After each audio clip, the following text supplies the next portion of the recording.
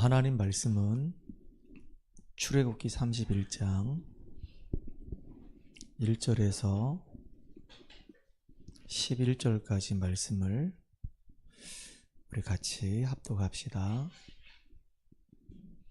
창세기 31장, 출애굽기 31장 1절에서 11절까지 말씀을 같이 합독하겠습니다. 여호와께서 모세에게 말씀하여 이르시되 내가 유다 지파 후레의 손자요 우리의 아들인 부살레를 지명하여 부르고 하나님의 영을 그에게 충만하게 하여 지혜와 총명과 지식과 여러 가지 재주로 정교한 일을 연구하여 금과 은과 노수로 만들게 하며 보석을 깎아 물리며 여러 가지 기술로 나무를 새겨 만들게 하리라.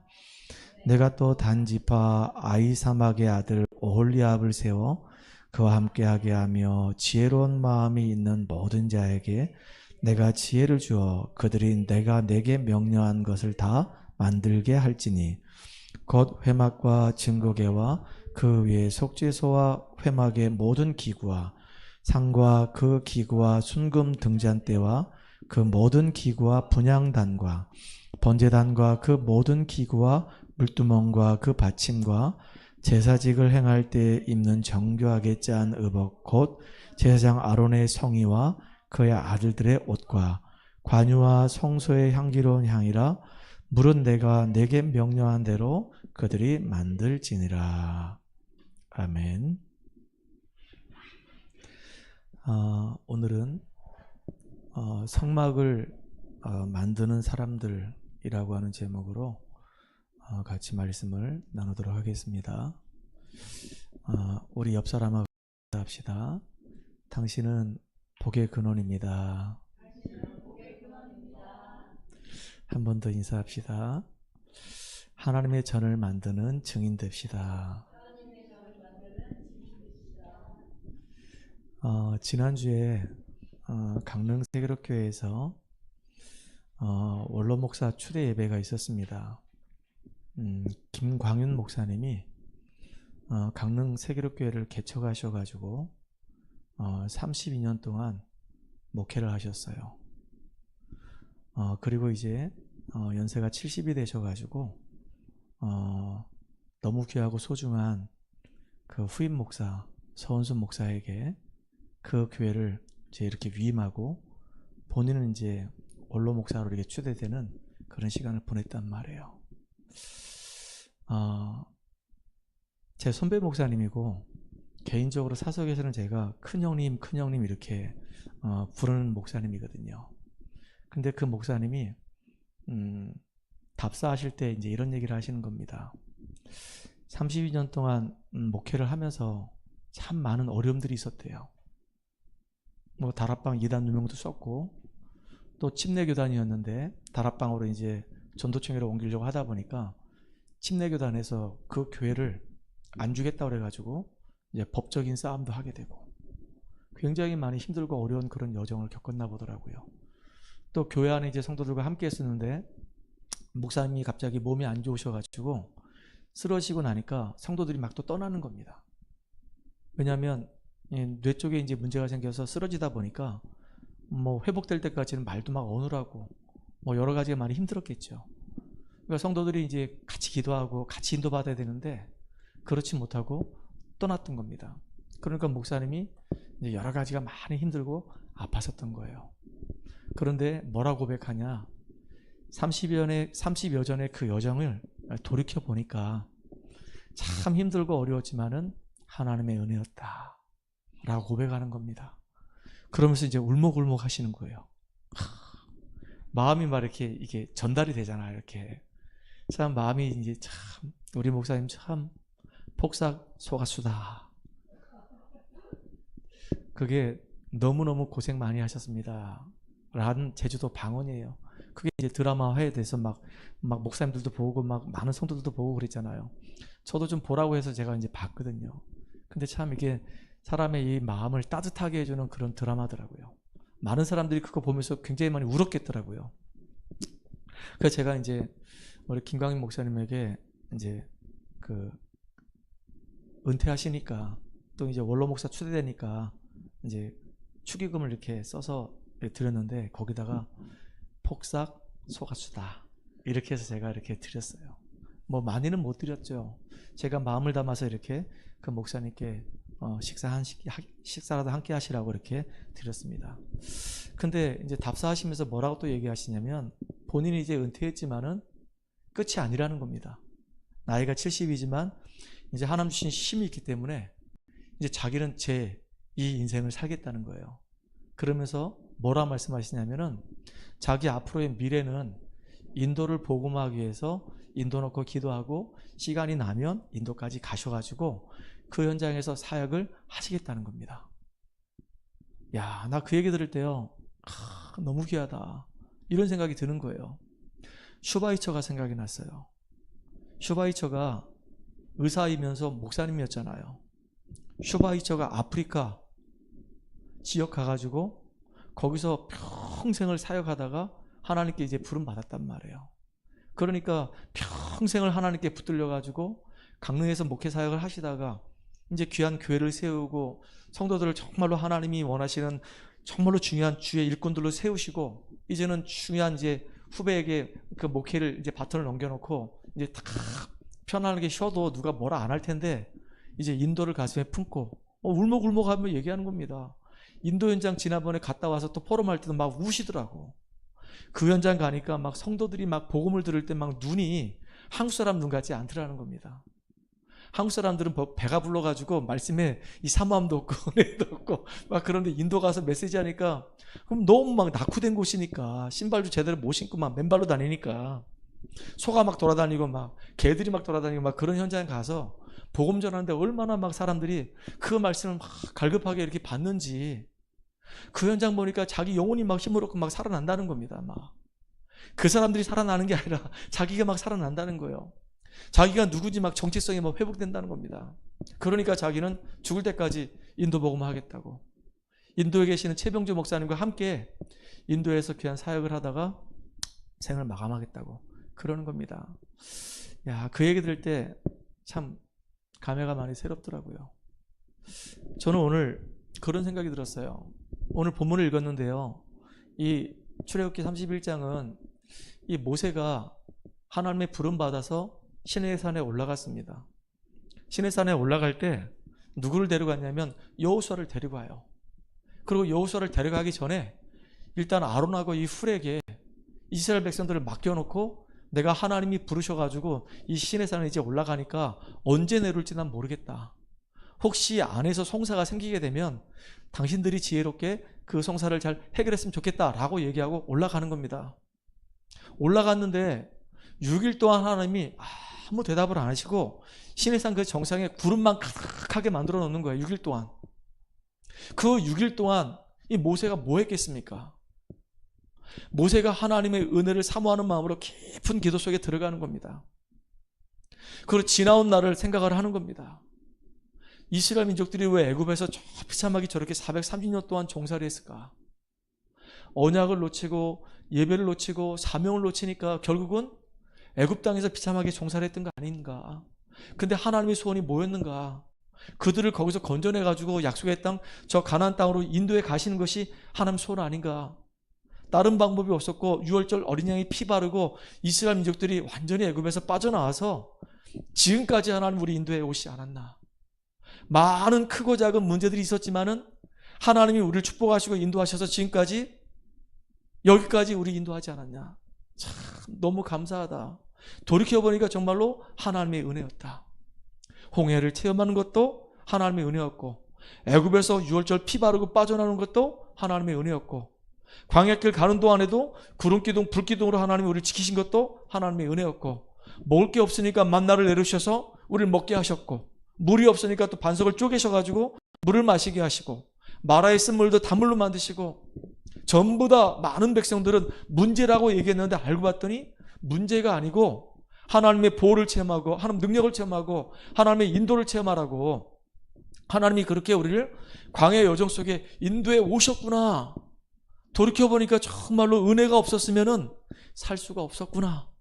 진짜 하나님의 은혜다. 모세가 그런 고백을 하는 겁니다. 그런 가운데 이제 7일째 되는 날 하나님의 음성이 들리기 시작하는 겁니다. 하나님이 나타나셔가지고 모세에게 말씀하시는 거예요. 여러분, 하나님의 음성이 들린다? 하나님의 말씀이 믿어진다? 이게 정말로 축복이에요. 많은 사람들이 주일날 예배를 드립니다.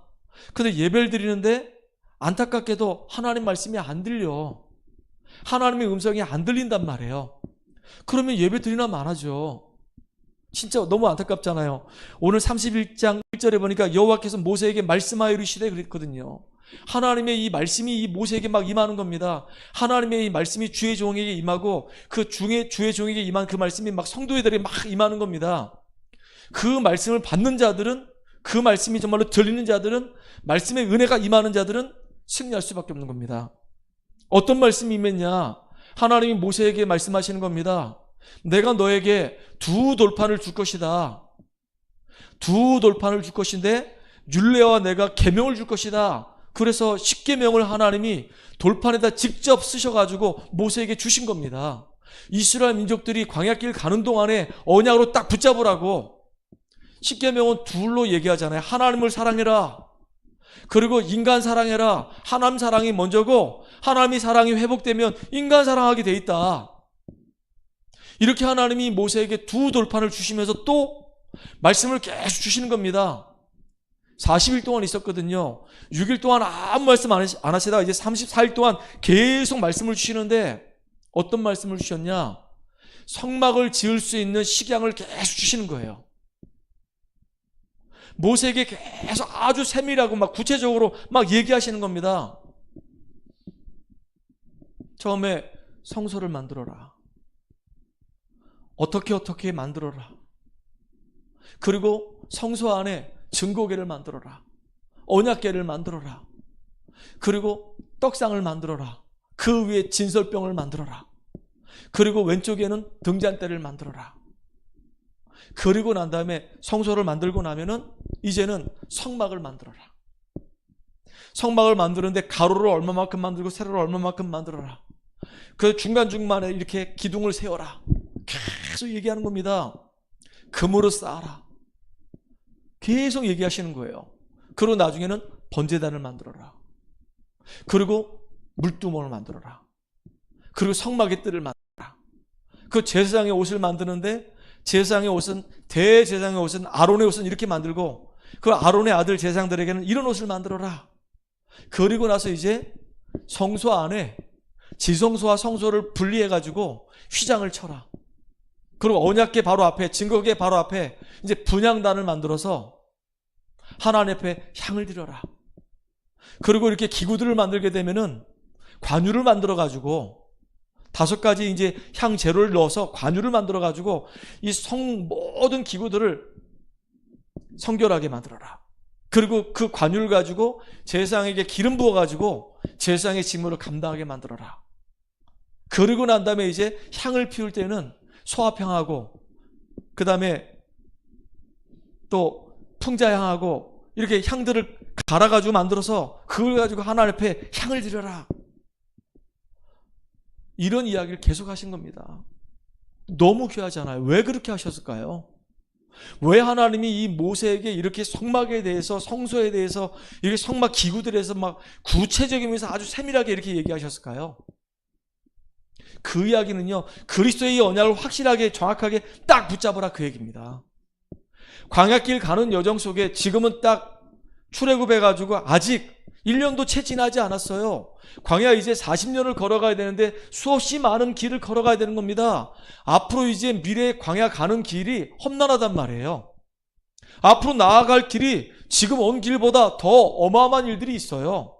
에돔을 지나야 되고 암몬을 지나야 되고 모압 땅을 지나야 되고 가는 길에 전쟁도 계속해야 되고 또 이제 요단도 건너야 되고 나중에는 여리고 무너뜨려야 되고 안악산지 정복해야 되고 갈 일이 막 태산 같습니다. 우리야 지금 이제 성경을 다 알고 있으니까 다 하나님이 그들 인도하시고 승리케 하셨구나. 우리는 이렇게 얘기하지만은 그 당시에 이 모세와 이스라엘 백성들은 앞으로 가야 할 길이 막막한 겁니다. 지금 어떻게 가야 할지 모르는 겁니다. 우리하고 똑같아요. 지금까지 하나님 우리 인도에 오셨어요. 매일매일 우리가 예배를 드리면서 말씀 따라 인도받아 왔습니다. 이제 앞으로 우리가 가야 할 길이 있어요. 세계복음화 237조 5천 종족을 복음화하기 위해서 하나님 우리를 지금 인도에 가신단 말이에요. 근데 인도에 가시는데 어떻게 우리가 인도받아야 가느냐? 성막 중심의 삶을 살아라. 언약 중심의 삶을 살아라. 말씀을 따라가면서 인도받아라. 그 얘기하는 겁니다. 앞으로 우리가 남은 인생 어떻게 우리가 인도받으며 쓰임받을 것이냐?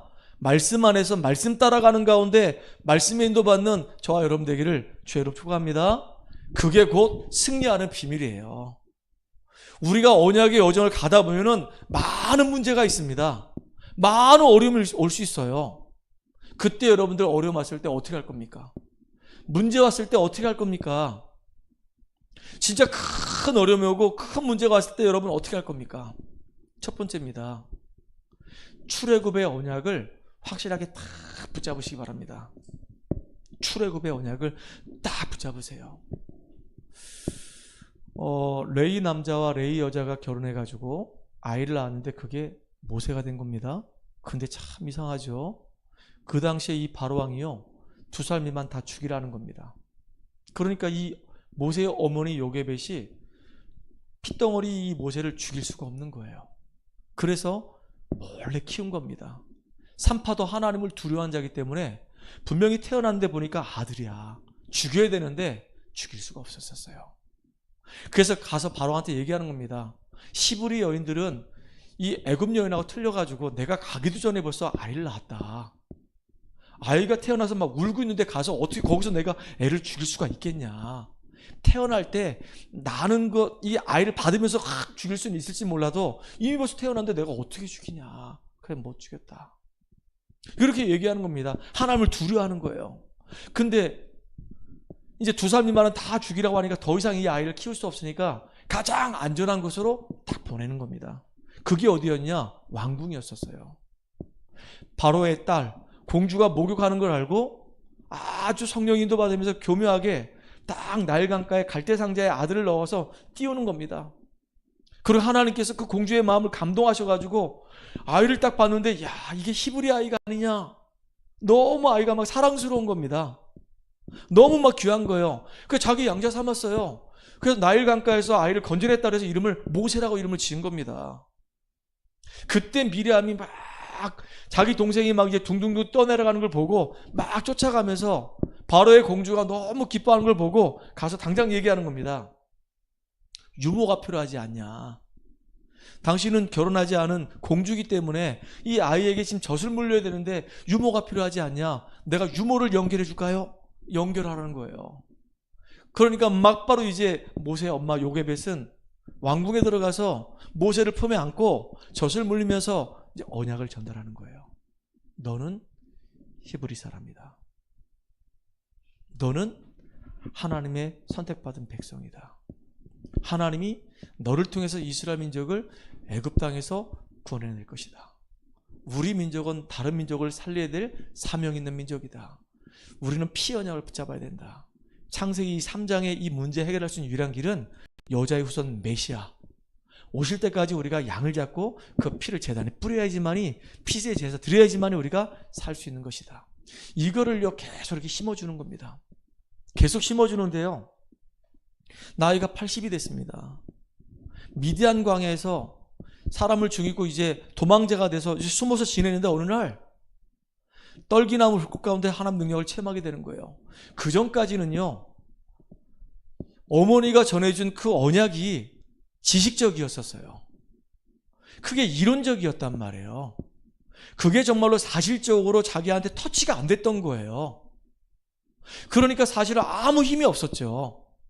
근데 나이 80이 돼가지고 그때 이제 그때 하나님 살아계신 하나님 만나고 하나님의 언약의 말씀을 딱 듣는 거예요.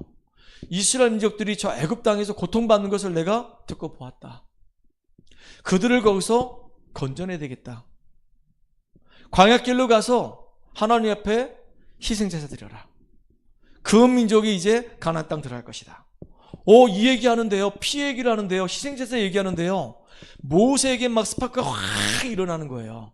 아, 정말로 다른 길이 없구나. 저 애굽에서 지금 종된 저 이스라엘 백성들을 살려낼 수 있는 길은 다른 길이 없구나. 진짜 피의 언약이 아니고는 그들을 건져낼 수 있는 다른 길이 없구나. 유일한 길이구나. 그들을 살릴 수 있는 유일한 길이구나. 그 언약만이 이 사단과 이 죄와 지옥 문제 해결할 수 있는 유일한 길이구나. 인간들이 가지고 있는 영적 문제 해결할 수 있는 유일한 비밀은 피의 언약이 아니고는 절대로 그 영적 문제 해결할 수 없구나. 아무리 바로 왕이라 하더라도 피의 언약을 모르면, 구원받지 못하면 결국은 완전히 멸망할 수밖에 없는 것이구나. 아무리 경제적으로 성공한 사람이라 할지라도 피의 언약을 알지 못하면 결국은 사단에게 잡혀서 인생은 비참하게 무너질 수밖에 없는 것이구나. 그러니까 사단과 이 세상과 이 죄와 이 지옥에서 완전히 해방될 수 있는 유일한 길은 정말로 피의 비밀이구나. 이걸 붙잡을 때 이스라엘 민족들이 애굽에서 빠져나와서 진체가 되시는 그리스도가 오시는 그 땅으로 하나님이 우리를 인도해 가시는 거구나. 이거를 딱 붙잡는 거예요. 그러니까 가서 얘기를 하는 겁니다. 이 모세에게, 저 장로들한테 얘기하고 애굽 바로왕한테 가서 얘기하라는 겁니다. 그때 모세가 뭐라고 얘기하는지 아십니까? 하나님, 저는 그거 할 수 없습니다. 나를 모르십니까? 저 바로왕을 모르십니까? 내가 지금 나이가 80입니다. 애굽 사람을 죽이고 내가 지명 수배자가 돼서 지금 미디안까지 와서 지금 도망자가 돼서 숨어 지내고 있습니다. 나는 지금 아무것도 배경이 없습니다. 지팡이 하나밖에 없습니다. 어떤 면에서 보면요, 이 모세가 하는 이 말이 불신앙이 아니고 자기 자신을 정확하게 봤을지도 몰라요. 아, 나는 진짜 너무너무 연약하구나. 난 나이도 80이고 아무 배경도 없고 아무 힘이 없고 어떻게 내가 저 이스라엘 민족들을 애굽에서 내가 건져낼 수 있겠냐. 나는 정말로 할 수가 없습니다. 더군다나 나는 입술이 둔한 자입니다. 라고 얘기하는 거예요. 그때 하나님이 뭐라 얘기했냐? 내가 너와 함께 하겠다. 그리고 강한 손을 들어서 저 바로를 완전히 박살내고 난 다음에 이스라엘 민족들을 애굽 땅에서 건져낼 것이다 라고 얘기하는 거예요. 네가 가서 아무리 가서 얘기해도 바로 왕이 눈 하나 까딱하지 않을 것이다. 우리가 현장에서 그렇잖아요. 너무나도 지금 영적으로 문제 있는 수없이 많은 사람들이 있는데 하나님이 모세를 부르신 것처럼 우리 부르셔가지고 현장에 죽어가는 영혼들을 살리겠다고 하는데 우리는 너무 부족하고 너무 연약하고 너무 모자라고 아무 배경 없고 아무 힘이 없어서 나는 못합니다 라고 얘기하는데 하나님이 우리와 함께 하겠다는 겁니다. 하고 말씀 전도하는데 얼마나 이 사단이 강한지요. 복음 전하니까 우리 보고 막 우리 조소하고 우습게 여기고 하나님 능멸하고 겁니다. 그때 하나님 뭐라 했냐? 강한 손을 들어가지고 저 애굽의 저 바로를 완전히 꺾어버리고 난 다음에 내가 여호와인 줄 그들에게 보여주고 그리고 그들을 건져내겠다. 하나님 모세에게 얘기한 거예요. 그러면 모세에게 징표를 딱 준 거예요. 지팡이 던져봐라. 뱀이 된 거예요. 가 잡아봐라. 다시 지팡이 되는 거예요. 네 손을 한 품에 집어넣어봐라. 문두병이 되는 거예요. 다시 꺼내봐라. 정상으로 되는 거예요. 너는 지팡이를 가지고 한번 딱 물을 한번 쳐봐라. 피로 싹 변화하는 거예요. 그러니까 모세가 딱 그때 결단 딱 내리는 거예요. 하나님이 주신 그 증거를 가지고 나는 정말로 하나님이 함께 하시고 하나님 능력을 내가 체험한 사람이기 때문에 이제는 지식적인 것도 아니고 이론적인 것도 아니고 사실적으로 하나님 나와 함께 하시고 나에게 능력으로 역사하시기 때문에 이스라엘 백성들을 애굽 땅에서 건져내는 그 일에 나는 내 인생을 드릴 것이다. 그래서 가서요 바로에게 얘기하는 겁니다. 아주 당당하게 얘기하는 거예요. 뭐라 얘기하냐? 히브리인의 하나님께서 이스라엘 민족들을 내보내라고 얘기하십니다. 왜냐? 광야길로 가서 하나님을 섬기게 하라고 하십니다. 바로가 이 말이 무슨 말인지 모르는 거예요. 히브리 하나님이 누구냐? 그가 누구가 한데 나로 하여금 이스라엘 민족들을 광야로 내보내라고 하느냐? 그리고 내보내는 건 내보내는데 왜 가서 광야에서 이스라엘 민족들이 왜 여호와 하나님을 섬긴다고 하느냐? 피해 제사를 드린다고 하느냐? 그게 도대체 무슨 말이냐? 나는 모르겠다. 나는 못 보내겠다. 그러는 거예요. 그렇게 되면은 애굽 땅에 나일강을 하나님이 피로 만든다고 했습니다. 모든 못, 모든 하구, 모든 그릇들 속에 있는 모든 물들을 다 피로 물르게 한다고 하셨습니다. 해봐라. 물을 싹 피로 만드는 겁니다. 그러니까 요술사 불러가지고 너희들도 한번 해봐라. 그러니까 전부 다 또 피를 만드는 겁니다. 참 웃기는 거 있죠. 그러고 난 다음에 이제 피 재앙이 끝나고 나니까 이 바로가 눈 하나 까딱 안 하니까 개구리 재앙이 탁 임하는 거예요. 막 침상에도 막 개구리가 막 깨굴거리고, 막 식탁에도 개구리가 깨굴거리고, 이 임금이 일을 하고 있는 집무실에도 개구리가 깨굴거리고, 미치겠는 겁니다. 숨을 못 쉬겠는 거예요. 막 징그러운 막 이 개구리들이 막 비늘 막 이상한 것들이 와가지고 막 눈 껌뻑껌뻑거리면서 막 쳐다보니까 환장하겠는 거예요, 이게 진짜. 그런데다 가만히 있으면 좋겠는데 이것들이 계속 이쪽에서 깨굴거리고 저쪽에서 깨굴거리니까 완전히 그냥 노이로제 걸리겠는 거예요, 막. 미치겠는 겁니다. 여러분, 깨구리가 2,000마리가 여러분 방에서 계속 여러분 노려보고 깨굴 그러면 어떻게 될까요? 아무것도 못합니다. 환장하는 겁니다. 화장실 가도 깨굴거리고, 주방에 가도 깨굴거리고, 베란다 나가도 깨굴거리고, 침대에 누워도 깨굴거리고, 소파에 가서 TV 봐도 깨굴거리고, 환장하는 겁니다. 그러니까 숨을 쉴 수가 없는 거예요, 이 바로가. 그래가지고 모세를 불러가지고 제발 나 죽겠으니까 깨구리 좀 제발 좀 없애달라. 그러면 이스라엘 백성들을 내보낼 테니까, 광야로 가서 여호와 섬기도록 할 거니까 제발 좀 이 개구리를 좀 없애달라. 그래서 이제 개구리가 모세가 기도하는 순간에 싹 없어져요. 참 모세가 지혜롭습니다. 언제 개구리를 없애게 할까요? 그러면서 이제 내일 아침이 되면은 개구리가 싹 다 없어질 것입니다. 그 말은 뭐냐? 내가 하나님 앞에 기도하면 하나님께서 능력의 하나님이시기 때문에 나의 기도에 응답하시고, 지금 바로가 얘기한 모든 문제를 하나님이 해결해 주실 것입니다. 야, 기도 응답 확실히 믿는 거예요. 그러고 얘기해서 개구리 싹 사라지게 만드는 겁니다.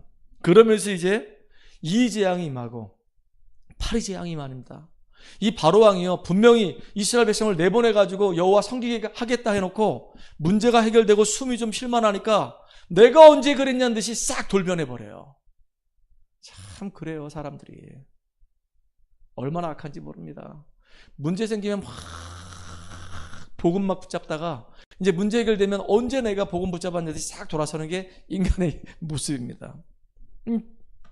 8의 재앙이 막 임하니까 이제 견딜 수가 없는 거예요, 또. 그러니까 와서 뭐라고 얘기하냐면, 이 백성을 내보낼 테니까 여기서 너희들이 피제사 드리라. 여기서 이 애굽 땅에서 피제사 드리라, 그렇게 얘기하는 거예요. 제사 드리게 해줄 테니까 피제사 드리는 겁니다. 그때 모세가 뭐라 얘기하냐면, 아닙니다. 애굽 땅에서는 우리가 피제사 드릴 수 없습니다. 왜냐하면 소를 잡아야 되고 양을 잡아야 되고 염소를 잡아야 되고 비둘기를 잡아야 되는데, 당신들이 섬기는 신들 아닙니까? 개구리를 신으로 섬기고 이를 섬기고 팔을 전부 다 신으로 섬기고 있는데 어떻게 당신들이 신으로 섬기고 있는 그 짐승들을 잡을 수 있겠습니까? 그럼 애굽 사람들이 싫어하고 막 소요가 막 일어날 겁니다. 그러니까 광야로 가서, 애굽 사람들에게 영향을 주지 않는 광야로 가서 피제사 드리게 해주세요. 그러니까 이제 뭐라고 하냐, 멀리 가지 말아라. 제사 드리게 할 테니까 멀리 가지 말아라. 그래 놓고요, 문제 해결되니까 또다시 싹 돌변한 겁니다. 보세요, 이 애굽 땅에 10가지 재앙이 임하는 겁니다. 피 재앙, 개구리 재앙, 이 재앙, 파리 재앙, 그 다음에 가축 재앙, 독종 재앙, 우박 재앙, 이제 메뚜기 재앙, 흑암 재앙, 나중에는 장자 죽이는 재앙까지 막 임하는 겁니다. 뭐라 얘기하냐, 이 바로가 계속 재앙이 임하니까 나중에는 우박 재앙이 임할 때는요, 장정만 데리고 나가서 예배를 드리라는 겁니다.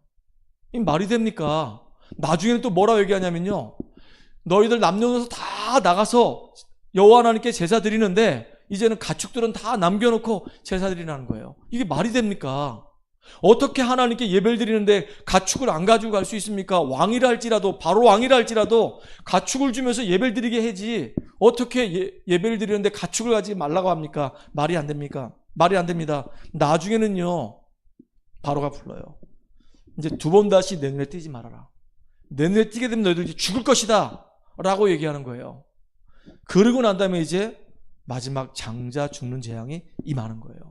그러니까 이제 바로가 두 손 두 발 다 들고 모든 이스라엘 백성들은 두 번 다시 오지도 말고 나가라고 떠미는 겁니다. 보세요, 이 바로가 얼마나 악한지 모릅니다. 너무너무 악해요. 10가지 재앙이 임하고 장자 죽는 재앙이 임하니까 그때서야 비로소 두 손 두 발 들고 항복하는 거 있죠. 그리고 내보내는 겁니다. 이때 이 모세는 진짜 하나님께서 나에게 구원의 역사를 이루시는구나, 이걸 확인하는 거예요. 하나님의 말씀이 정말로 그대로 나의 삶 속에서 성취되고 이루어지는 거라고 하는 응답을 확인한단 말이에요. 참 놀랍죠. 진짜 구원의 언약을 실제로 체험하는 거예요. 야, 하나님의 말씀은 살아있고 정말로 운동력이 있구나. 그 말씀을 난 대언한 것밖에 없는데 그 말씀이 정말로 애굽 땅에 그대로 이루어지는 거구나. 그리고 바로가 두 손 들고 살려달라고, 내가 죄인이라고, 내가 잘못했다고, 제발 좀 나를 살려달라고 할 때마다 그때 내가 하나님께 기도하니까 야, 기가 막히게 하나님이 나의 기도에 응답하시는구나. 나는 언약의 백성이 확실하구나. 나를 통해서 하나님이 정말로 구원의 역사를 이루신 것이 분명하구나 라는 것들을 실제로 체험하게 되는 겁니다. 여러분, 진짜 문제 만날 때요, 그 문제 속에 우리가 어디로 들어가라고요? 출애굽 언약 속에 싹 들어가는 겁니다. 여러분, 정말로 피의 언약만이 우리를 살릴 수 있는 유일한 길임을 여러분 놓치지 마시기 바랍니다. 여러분 때문에 여러분의 현장이 살아나는 놀라운 은혜와 응답의 역사가 일어날 수밖에 없는 거예요. 그거로 끝나지 않았어요. 그 뒤에 하나님이 많은 증거들을 주셨단 말이에요. 이스라엘 민족이 구원받은 거로 끝나지 않았잖아요. 출애굽한 거로 끝나지 않았잖아요. 이제는요, 40년 동안 홍해를 건너가는 이후에 광야의 여정을 걸어가는 겁니다. 하나님이 이스라엘 전 백성들로 하여금 홍해 체험하게 만들어요. 홍해가 큰 문제로 딱 오게 되는 게 하는 거예요. 얼마나 이게 황당합니까? 그때 이스라엘 백성들이 뭐라고 하신지 압니까? 매장지가 없어가지고, 아니 저 애굽 땅에 매장지가 없어가지고 여기까지 우리를 끌고 나와서 이곳에서 우리를 매장하려고 우리를 끌고 나왔냐? 전부 다 문제 생기니까 불신앙하는 겁니다. 싹 다. 이스라엘 전 백성이 다 불신앙하는 거예요. 문제 만나면 이상하게 우리가 예체질로 돌아가요. 근데 걱정하지 않아도 돼요. 문제 와도 염려하지 않아도 돼요. 우리 지난주에 잠깐 말씀드렸잖아요. 아무것도 염려하지 말라. 모든 일에 기도와 간구로 너희 구할 것을 감사함으로 하나님께 아뢰라. 그럼 모든 지각에 뛰어난 평강의 하나님이 네 마음과 생각을 지키시라 그랬거든요. 문제가요, 구원받은 자에게는 문제가 아니고 문제가 오히려 하나님의 놀라운 계획이요 축복이란 말이에요. 그러니까 떨 필요가 없어요. 걱정할 이유가 없어요. 홍해 만났을 때 전부 다 벌벌 떨고 있는데 그때 모세만 잠잠하라고 얘기했어요. 오늘 너희들이 보는 저 애국 군대는 두 번 다시 보지 못할 것이라고 얘기했어요. 진짜 홍해 딱 갈라지고 하나님 능력을 체험하는 놀라운 응답을 확인했단 말이에요. 여러분, 언약의 백성은 문제 만나도 흔들리지 않고 하나님의 언약 붙잡고 기도하다가 능력을 체험하는 여러분 되기 바랍니다. 이스라엘 백성들이 광야 여정 속에서 하나님이 잊지 말라고 날마다 매년마다 지키라고 하는 절기가 있었어요. 세절기. 유월절을 지켜라, 오순절을 지켜라, 수장절을 지켜라 그랬거든요. 이스라엘 백성들이 어떻게 해서 애굽에서 빠져나왔냐? 그 애굽의 그 노예에서 어떻게 빠져나왔냐? 유월절에 어린 양의 피 바르고 빠져나오지 않았냐? 그거 놓치지 말아라. 너희들이 광야길 갈 때 굶어 죽을 줄 알았는데 하나님이 보리를 거두게 만들어가지고 50일 만에 하나님께 영광 돌리지 않았냐? 오순절 놓치지 말아라. 성령의 인도를 받아라. 구원받았다고 한다면 성령 인도 받아라. 그리고 수장절 곡식을 거두고 났는데요, 얼마나 많이 거뒀는지 창고에 쌓았다 그랬거든요. 너희들은 보통 축복된 사람이 아니라 천국의 배경이 있는 사람이라 이 땅을 살아가는 동안 이 축복 누렸으면 좋겠다. 이 축복 누려라. 광야 40년 동안 계속 얘기하신 거예요. 너희들은 구원받은 하나님 백성이다. 내가 너희와 함께한다. 너희들의 삶을 내가 세밀히 인도하지 않냐? 말씀 따라 인도받아가라. 그리고 너희들의 배경은 천국 배경이다. 그러니까 현실에 속지 말고 믿음으로 승리하는 언약의 백성의 여정을 가라고 계속 얘기하는 겁니다. 이게 증거예요. 또 하나님이 언약궤를 주셨단 말이에요. 기가 막혀요. 이스라엘 민족들이 이동할 때마다 제사장들이 맨 언약궤가 가는 곳마다 하나님이 승리케 하셨단 말이에요. 야, 언약궤가 요단강에 이르렀을 때 제사장들이 딱 발을 내디디니까 요단이 갈라진 일이 벌어져요. 언약궤 메고 여리고를 도는데요, 아무것도 하지 않았는데 소리만 질렀는데 여리고가 무너지는 일이 벌어진단 말이에요. 왜 그럴까요? 언약궤 속에는요, 거기 하나님 말씀이 있습니다. 영원하신 하나님 말씀이 있어요. 아론의 이 쌍난 지팡이가 있습니다. 하나님 능력이 있어요. 언약의 백성들이 가는 곳마다 하나님이 능력으로 역사하신단 말이에요. 만나다 보면 항아리가 있습니다. 이 언약의 백성들을 하나님이 책임지시고 보호하시는 거예요. 여러분 정말로 어마어마한 축복의 사람입니다. 우리가 가는 모든 여정 속에 하나님이요, 어떤 문제 와도 흔들리지 말아라. 어떤 문제 와도 그 문제 때문에 염려하지 말아라. 내가 너와 함께 할 것이다.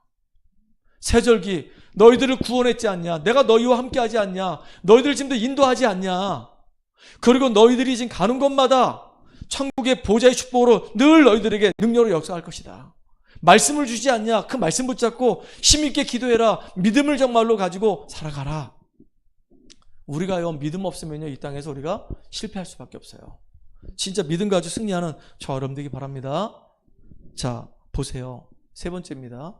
오늘 성막을 구체적으로 만들라고 다 얘기해 놓고요, 이제 만들 사람들을 딱 부르는 거예요. 여기 보니까 2절에 내가 유다 지파 훌의 손자요 우리의 아들인 부살레를 지명하고, 이 모든 성막을 완성하는, 모든 성막의 이 기구들을 완성하는 데 있어서 총 책임자로 누굴 세우냐? 부살레를 딱 세우는 거예요. 근데 부살레를 세우는데 유다 지파 훌의 자손, 훌의 손자요 우리의 아들, 이렇게 얘기하면서 하나님이 딱 그 사람을 딱 지명해 버리는 거예요. 하나님이 여러분들을 창세전에 영세전에 하나님의 놀라운 계획과 하나님의 소원을 이루기 위해서 이렇게 부살레를 지명한 것처럼 여러분을 지명하셨다는 사실을 잊지 마시기 바랍니다. 왜요? 성막을 지을 수 있는 사람으로 지명하신 거예요. 그리고 하나님이 부살레만 지명한 게 아니라 보니까 또 6절에 보니까 내가 단지파 아히사막의 아들 오홀리압을 세웠다는 말은 오홀리압을 불러가지고 이 부살레에게 딱 붙여주셨다, 그 얘기예요. 다시 말하면 성막을 만드는 데서 총책임자는 부살렐이고, 그게 부살렐의 조력자로서 오홀리압을 딱 이렇게 붙여준 겁니다. 함께 성막을 만들라고. 두 사람뿐만 아니고요, 또 보니까 뭐라고 얘기하시냐면 6절 하반절에 보니까 모든 자에게 내가 지혜를 주어. 거기 그랬거든요. 부살렐뿐만 아니고 오홀리압과 성막을 짓는 데 있어서 함께 동역하는 이름 없는 사람들이 이렇게 있는 거예요. 이런 사람들이 함께 연합을 해가지고 뭐하냐? 성막을 짓는 겁니다. 주의 종과 교회 안에 중요한 중직자들과 또 성도들이, 렘넌트들이 함께 우리가 뭐 해야 되냐? 하나님 전을 짓는 그 일에 우리가 마음을 딱 하나로 뭉쳐야 된단 말이에요. 근데 놀라운 게 뭐냐면 여기에 3절에 보니까 하나님의 영을, 이거는 성령을 말하는 거거든요. 하나님의 영을 그에게 충만하게 하여. 어떤 분은 구약에 성령이 역사하지 않았대. 그런데 성령이 역사했다는 것이 얼마나 많이 나오는지 몰라요. 아니, 바로가 요셉을 보고 하나님의 신에 이와 같이 감동된 자를 본 적이 없다 그랬거든요. 성령의 역사입니다. 그리고 이 엘리사가 엘리야를 끝까지 쫓아다니면서 갑절에 영감을 달라고 했는데 그 성령입니다. 사무엘이 다윗에게 기름 부을 때 하나님의 신에 감동됐다 그랬거든요. 성령입니다. 오늘 또 여기에 보니까 3절에 보니까 하나님의 영을 그에게 충만하게 하여 그랬거든요. 성령이에요.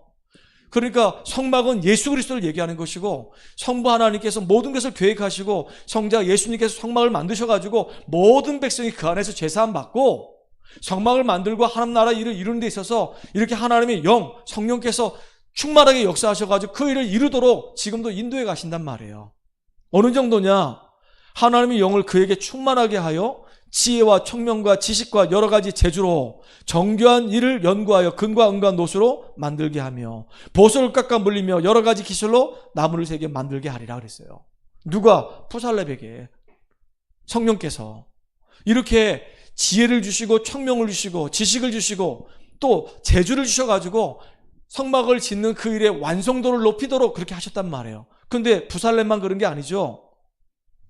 여기 보니까 오홀리압과 그와 함께하는 모든 지혜 있는 사람들에게 뭘 주신대요? 지혜로운 마음이 있는 모든 자에게 내가 지혜를 주어서 그들에게 내게 명료한 것을 다 만들게 할지니 그랬어요. 그리고 여기 지금 모세에게 하셨던 말씀대로 성막을 만들고 증거궤를 만들고 그 다음에 이제 그 안에 이제 떡상을 만들고 그 다음에 뭐 등잔대를 만들고 분향단을 만들고 번제단을 만들고 물두멍을 만들고 제사장직을 행할 수 있도록 제사장 옷을 만들고 그 다음에 이제 성소를 정결하게 만드는 또 관유를 만들고 나중에는 분향대에다 향을 지필 수 있는 향을 만들 수 있도록 하나님께서 말씀하신 대로 다 만들도록 그렇게 뒤에서 역사하신다 그 얘기예요. 이게 놀라운 거잖아요. 하나님이 그들을 지명해 부르셨어요. 그리고 그들이 그 일을 할 수 있도록 능력을 주세요. 능력을 주실 뿐만 아니라 그들이 일을 하는 것처럼 보이지만 나중에 알고 봤더니 하나님이 뒤에서 완벽하게 그 일을 다 이루어 가신단 말이에요. 그러니까 우리가 할 일은 뭐냐면 하나님께 영광 돌릴 수밖에 없는 거예요. 자, 우리가 우리 현장에서 그 현장에 있는 이유는 그 현장을 살리라고 하는 나를 지명해 주신 거예요. 그 현장에서 우리가 말씀의 은혜 받고 복음으로 행복해지고 그 현장을 놓고 기도하는 겁니다. 내가 만나는 사람들을 하나님이 나에게 붙여주셨구나. 저 영혼이 정말로 나 때문에 복음 받고 살아나겠구나. 그래서 그들에게 정말로 말씀을 증거하고 그 현장에서 말씀 운동이 일어나고 그들이 살아나도록 하나님이 우리에게 성령 충만함과 지혜와 지식을 주신다 그 얘기입니다. 근데 알고 봤더니요, 내가 한 것이 아니라 진짜 시간이 한참 지나고 보니까 하나님의 은혜 속에서 하나님이 나를 사용하셔서 그렇게 중요한 일들을 하게 하신 거예요. 이게 얼마나 감사합니까? 그러니까 하나님 영광 받아주세요. 우리가 현장에서 이렇게 다락방 문이 열리고 말씀 운동하고 우리가 정말로 교회를 든든히 세우는 이 모든 일들이 알고 봤더니 하나님이 정말로 기뻐하신 일이었고 그 일에 우리가 부름받았고 하나님 앞에 우리가 쓰임받았고 알고 봤더니 하나님이 나를 그렇게 사용하신 거예요. 너무 감사합니다.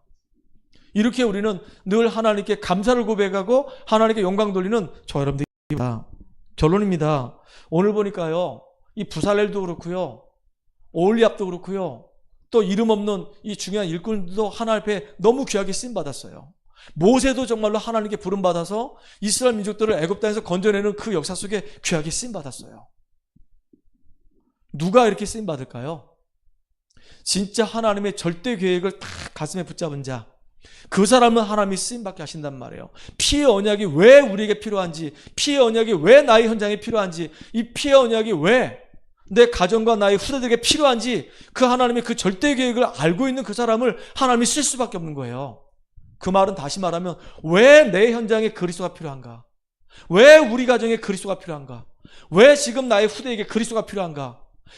아니면 안 되는 영적 문제가 있단 말이에요. 그거 해결할 수 있는 유일한 길은 오직 예수가 아니면은 해결할 수가 없어요. 그거 발견한 사람이 쓰임받는 거예요. 누구처럼요? 모세처럼. 그리고 성막을 지어야 되는데 하나님이 부살렐과 오홀리압과 진짜 이름 없는 일꾼들을 부르셨단 말이에요. 진짜 필요한 것이 무엇인지 알고 거기에 헌신하기로 마음먹은 사람.